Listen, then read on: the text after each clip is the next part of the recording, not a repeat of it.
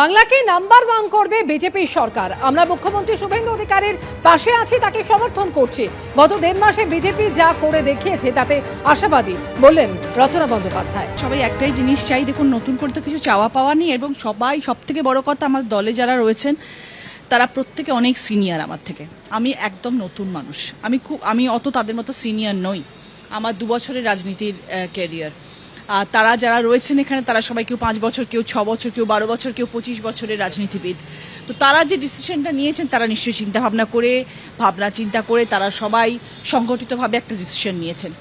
এবং আমাকে কেন সবাইকে অনেক রকম কথা বলা হচ্ছে, কিন্তু আমার বক্তব্য একটাই, আমাদের যে ভোট দিয়েছে তারা তো জনগণ ভোট দিয়েছে, ভোট দিয়ে আমাদেরকে জিতিয়েছেন এবং আমরা জিতেছি তাদের জন্য। এবং যারা আমাদেরকে প্রত্যাশা নিয়ে ভোট দিয়েছেন যে দিদিকে যদি আমরা সাংসদ হিসেবে পাই তাহলে আমাদের কনস্টিটুয়েন্সিতে কিছু কাজ হবে। আমার মুখ দেখার জন্য তো আমাকে ভোট দেননি, আমাকে মুখ তো টিভি চালালে দেখতে পাবেন, আমাকে যখন অনুষ্ঠানে নিয়ে যাবেন তখন আমাকে দেখতে পাবেন। রচনা বন্দ্যোপাধ্যায় সে ফিল্ম স্টার, তাকে যখন ইচ্ছে দেখতে চাইলে দেখতে পাবেন।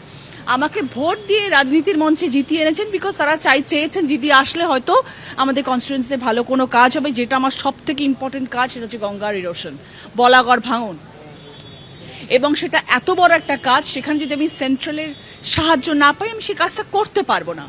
এবং সত্যি কথা বলতে আমার সেটা একটা বিশাল প্রায়োরিটির মধ্যে যদি আমাকে বলেন তাহলে আমার বলবো ফার্স্ট প্রায়োরিটি হচ্ছে গঙ্গার ভাঙনের ব্যাপারে আমার সেন্ট্রালের সাহায্য নিয়ে কাজ করা মানুষের জন্য।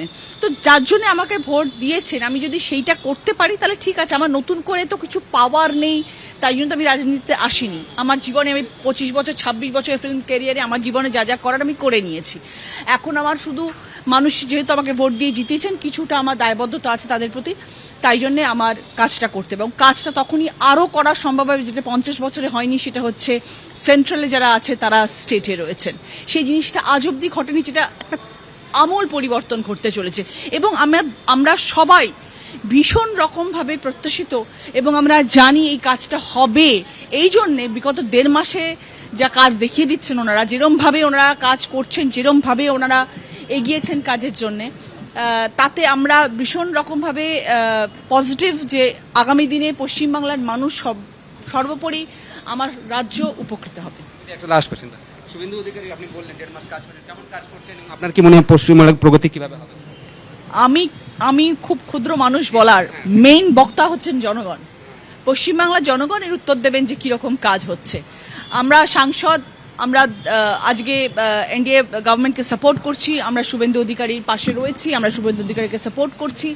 আমি জানি উনি ভালো কাজ করবেন, কিন্তু তারপরেও যারা সব থেকে বেশি উপকৃত হবেন তারা হচ্ছে পশ্চিমবাংলার জনগণ, এবং তারাই এবার উত্তর দেবেন যে তারা কতটা উপকৃত হচ্ছে। দিদি নম্বর 1 এখন বাংলাকে নম্বর 1 করতে চাইছেন? না, বাংলাকে নাম্বার 1 করবে বিজেপি সরকার। তৃণমূল থেকে এনসিপিআইতে গিয়েই তৎপর লোকসভায় তৃণমূলের বিরোধী শিবির। লোকসভার সেক্রেটারি জেনারেলের কাছে গেলেন রচনা বন্দ্যোপাধ্যায়। বিদ্রোহী ব্লককে সমর্থন জানিয়ে চিঠি দেন তিনি। বিজেপি সাংসদ নিশিকান্ত দুবের সঙ্গেও বৈঠক করেন রচনা বন্দ্যোপাধ্যায়। मेरा लेटर साइन करना बाकी था, इसलिए मैं साइन करने के लिए आई। बगावत तो कभी कर ही नहीं सकते उनसे। दीदी के साथ बहुत साल पुराने रिश्ते हैं। तृणमूल का साइन ही दीदी है। तृणमूल कांग्रेस में जो लोगों के पास जिनका चेहरा होता है वो दीदी का ही होता है, जिनको हम लोग बहुत रिस्पेक्ट करते हैं। दीदी को देख के वोट हुआ है और वोट दिया गया है रचना बनर्जी को। हमें वोट दिया है क्योंकि मैं उन लोगों के लिए, मैं अपनी क्षेत्र के लिए मैं अच्छी काम करूं, साथ कॉन्स्टिट्यूंसी के लिए मैं अच्छी काम कर सकूं। काम पे रुकावट दिया गया था और हम लोग काम कुछ वैसे कर नहीं पा रहे थे जो हम लोग को करना चाहिए था।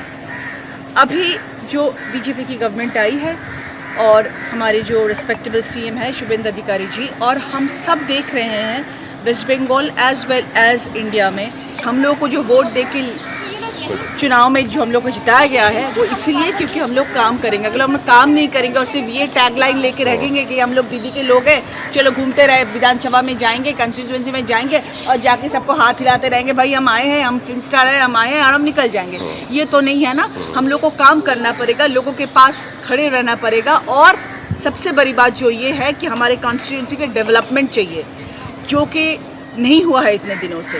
वो डेवलपमेंट होना है, और वो डेवलपमेंट कैसा होगा वो अभी शुभेंदु अधिकारी ने दिखा दिया। এবিপি আনন্দ, এগিয়ে থাকে, এগিয়ে রাখে।